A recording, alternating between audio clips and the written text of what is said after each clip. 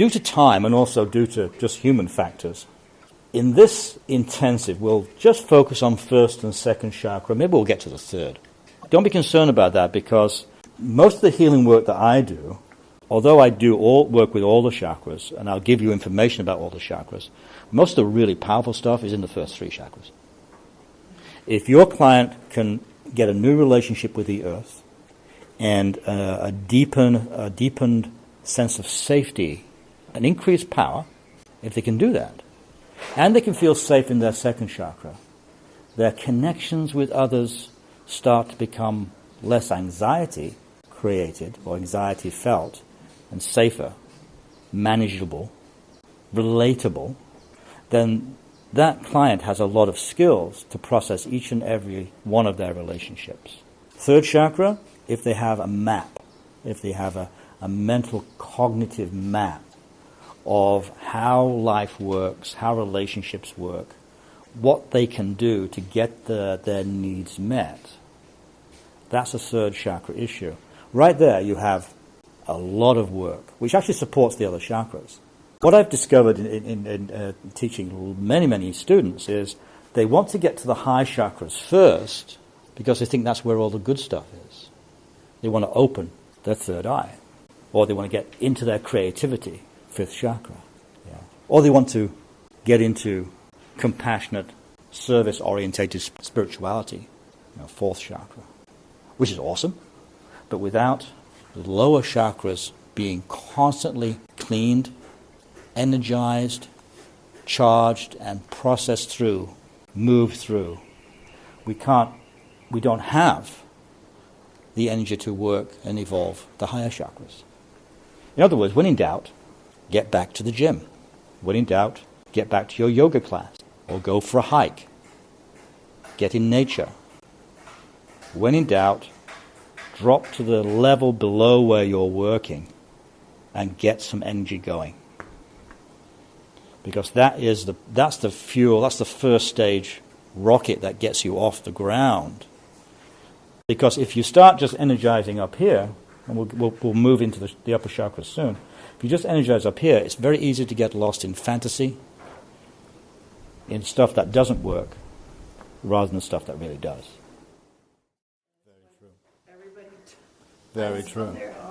And just to bounce off, I love what you're saying, and just to bounce off what you're saying, we in the West have been conditioned to be part of the corporate mindset. So we were told, when you have a day off, it's to rest so that Monday morning you can be back at work. What Sylvia's saying is, no, the natural way is when you have time off, you go to temple. When you have time off, you go say a prayer. When you have time off, you rejuvenate yourself spiritually, alone or with people that you are important to you. So think about that while you're here. Think about your rhythm. You remember yesterday I said, this is a time to be in touch with your rhythm. It's not about schedules. It's not about doing things the right way or the wrong way, avoiding doing things the wrong way.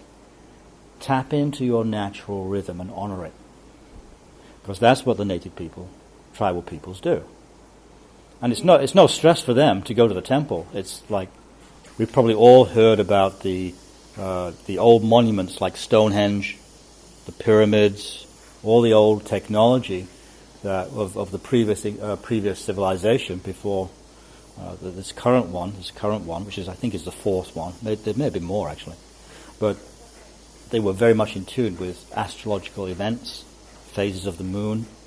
The Wiccan religion in Europe, the old religion in Europe, pre-Christian, very nature-orientated, very connected to the seasons, seasonal rituals, seasonal food. Japanese people love seasonal food. And again, you eat in accordance with the seasons. You do your practices, your temple visits in accordance either with the seasons or the time of astrological significance. That way, you are deeply resonating with Mother Earth. You are in tune, you are constantly tuning in, like a musician tunes his or her instrument to the natural frequencies of of that instrument. It takes our focus and our work to do that. And of course, for us in the West, we are taught from day one to avoid that. That's all superstition. All you need to do is get up at 9 o'clock, go to your job, come home, turn on the TV, listen to that propaganda they call the news, keep you in line. Go see your movie, which reinforces the same propaganda. Weekend comes, I'm exhausted. Of course you're exhausted. You're disconnected from Mother Earth. You're disconnected from your culture. You're disconnected from your revitalizing prana that's available to you. So we're taught in the West, that's your holiday. No, it isn't. It's a slave being given a couple of days off to, get enough energy to start again Monday morning. So we want to actually start questioning our habitual connection with the earth and finding ways to deepen it. And we can turn to native people like the Balinese and many other cultures that still have this, and we can learn from them. We can put down our Western way of doing it and say, okay, it's Sunday. Do I go bowling, or do I go to a church or a temple? Or I know Evan loves to hike in the mountains outside Seoul. The best temples are out in nature. Well, Yui took me once to Okinawa. It's an island between Japan and Taiwan, and we went to on Okinawa. All the shamans are women. There are no male shamans, and their temple is in a natural setting. There's no building. It's just a cliff on a cliff ledge, and surrounded by vegetation. And this is the temple. And I knew it was a temple because as I approached it, I heard and felt the clear message: stop. You're on holy ground. It was right out of some novel. And there was no one around, there's no building, it's just right there in nature, in the natural connection with the earth forces. And of course, we know there are not just one, but many sacred sites, many special places that are available. Native American people in the U.S. used to know these places. I think probably most of them have been turned into parks and various things at this point, but so we have to go searching and hunting for those sites. Sylvia. Just one other. That attitude of we're all one family, yeah. That attitude that we are all one global family, is a vital part of every shamanic tradition. I put an article on my Facebook page. A group of shamans, there were 3, 4, 5 Siberian shamans, I think they were, went to do a ceremony. Now, they didn't do it for Siberia or the Russian Federation. They were doing it for the planet. They were doing it for all people. And again, you'll hear me rant every now and again about the corporate world that Westerners live in. The corporate world wants to divide us and say these Iraqis are different from the Americans are different from the Australians, and so on and so forth. But from the spiritual perspective, we are all one global family. And my problem is your problem is my problem. A child suffering in Africa is my problem. It's not an African man's problem. So, again, we're reorientating our energy system in the way the native peoples have been doing for hundreds of years, thousands of years. Once we have this rooting and connection, and it's a process. It's not something we do and then forget. It's something we engage in all the time. Once we have this process going and some energy flowing up into the first chakra, it can start to energize the second chakra. Second chakra's function is intimate attachment.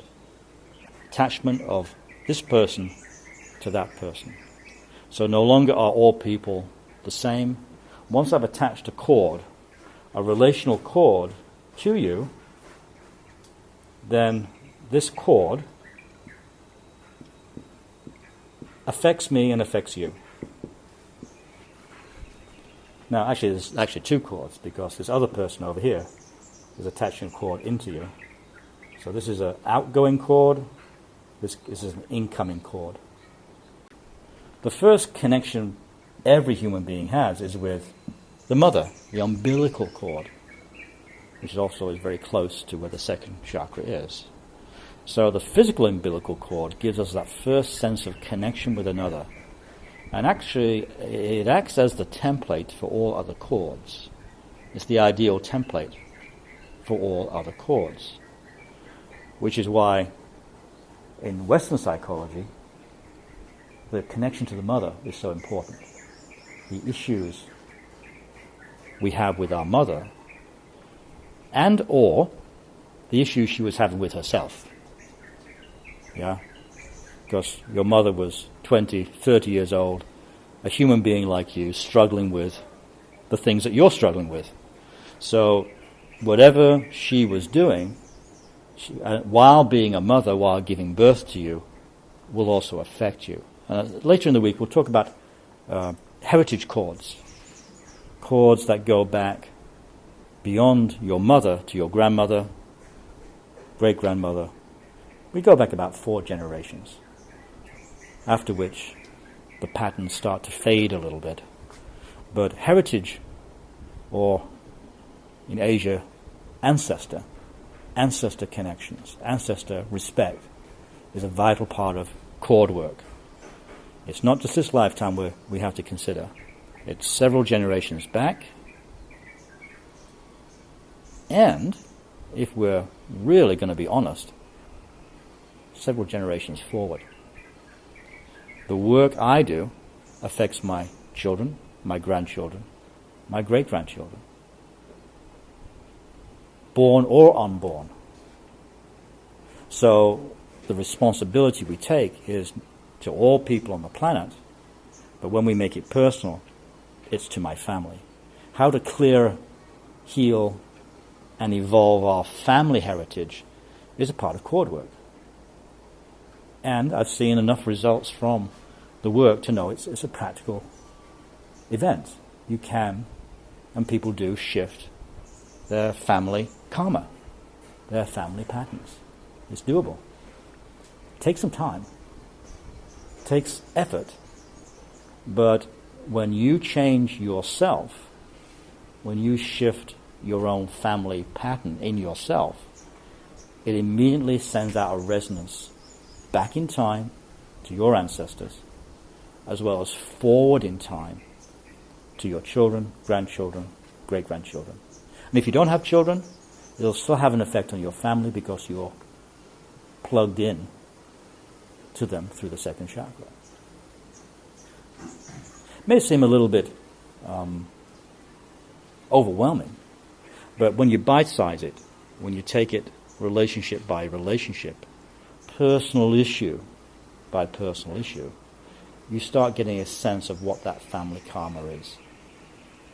And often the family karma is deepened into the mother side, so it's your mother's issues, your mother's family issues on one side, or it could be your father's. With a few people it's both. But usually with your clients, or with yourself, you process one side of the family more than the other. But again, look at your clients or look at yourself and say, am I more like my mother and my mother's family? Because that's where the heritage cord flow is, that is important to you. Or am I more like my father's side of the family? Am I processing family karma from him? Of course, ideally we want to look at both. But I found that practically the starting place is the parent that you're most like. The one that said to you, oh, you're just like your father. Or, oh, you and your mother, you're like that. You know. Or in some cases, the grandmother. I worked with one person that she was more like her grandmother than anyone else in her family. She didn't fit with her family. She was far more like her grandmother who actually raised her as her own child when she was very young, while her birth mother was unable to do that. So we're looking for patterns, we're looking for entry points with cord work that will pay off dividends by following the trail,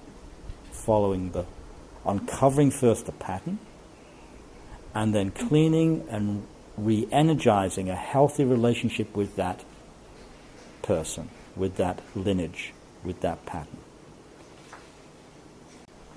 In the West, there's a big movement following the work of Bert Hellinger, family constellations.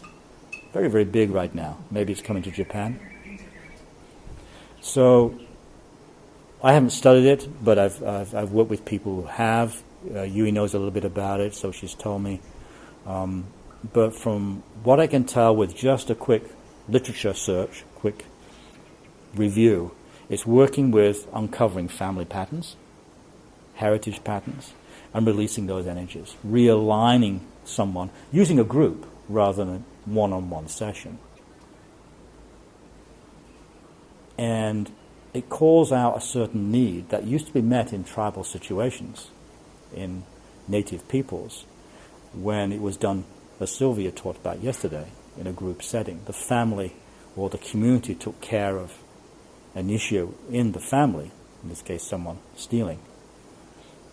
But in the absence of that, our humanity is looking for other ways to clear family karma.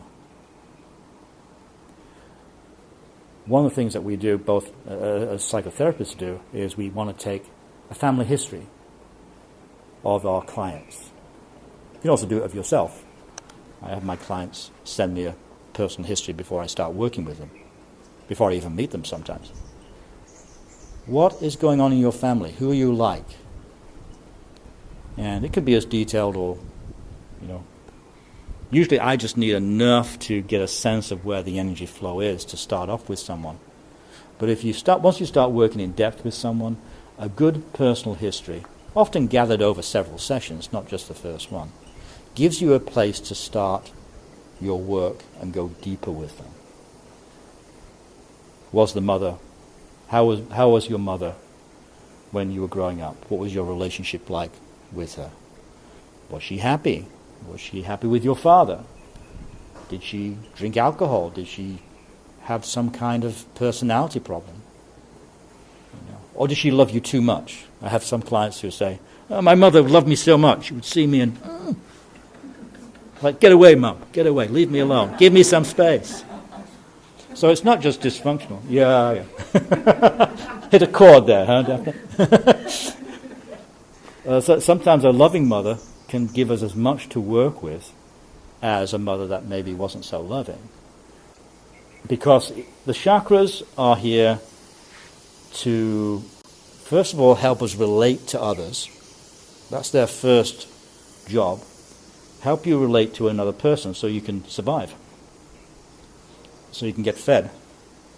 I read some research, I don't know how true it is, that the cuteness of babies is a survival. It's a survival mechanism. They're cute, so we'll love them, feed them, and kawaii, right? Kawaii, cute. Japanese for cute, and it's like kawaii, So it's a survival function built in. But at a certain point, the cuteness has to turn into a relatable human being that can ask for her needs without being cute, without being loved unconditionally, as we have to love children. We have to love our babies unconditionally. But at a certain point, the chakra has to evolve from just using cuteness and babiness, infancy, as the way to get the needs met, into being a functional, relational adult. And that transition is wired into each chakra. So second chakra, basic attachment. Feeling, first the mother and then other people, as well as receiving the attachment from others. And it hits us at the feeling level. It hits us at an emotional, non-verbal level. So we can't talk it through. You can't decide to love someone or not love someone. You can't decide to attach to someone or not. This is what decides, second chakra. There's a lot of emphasis on a lot of New Age models that the second chakra is a sexual chakra because it's very close to the pelvis and it's also hooks into sexuality. That is a part of it, but it's subsumed under attachment issues. Yeah, sexuality is a function of our organic body wanting to procreate, to feel pleasure, to release oxytocin, to really, kind of feel more bonded with someone. But the attachment is primary. The safety is primary. Because if you're safely attached, that means you're then free to go to the next step, which is third chakra. So third chakra, in my system, comes out of the lower thoracic spine, just above the navel. Some systems have it here in the solar plexus. This little sucker, this third chakra, tends to move around a little bit. So you can pretty much pick your spot. As long as when you're energetically connecting with it, you feel you have a strong connection with the third chakra. So if you're trained in a different system and you're looking for it up in the solar plexus, I don't have a problem with that. But when I teach students, it's much more down here, because it's the top of the lower chakras. It's not, once we start moving up here into the middle chakras. Lower chakras are about embodiment, safety, and charge. And of course attachment. So the basic fundamental building blocks of humanity, of our humanity, without which we can't have a healthy life for ourselves, nor can we relate to others. When in doubt, return to the lower chakras. I wish I had $1 for every client that said, I want to work on my sixth chakra, I'll need a bigger third eye. So, well, why do you need a bigger third eye? Oh, I want to be more spiritually awake, I want to do this, I want to do that. So, well, I'm sorry, but we're going to start right down here. Right down here. Because what we want and what we need are usually two different things. Let's start with what we need. Let's start with a healthy body, healthy connection into the earth. Let's start with attachment to healthy people. And with second chakra, especially, how to process unhealthy or problematic relationships, how to deal with challenges is also part of second chakra functioning. Because people aren't always nice or good or healthy all the time. Sometimes they get angry. Sometimes they revert from being an adult to being an infant. Yeah? So, and we all do that. So there has to be enough tolerance in the second chakra to let someone be who they are, not who you want them to be. Any questions about second chakra? I know I'm going through a lot of this very fast, and we'll return to the material, but anything kind of jumping out right now?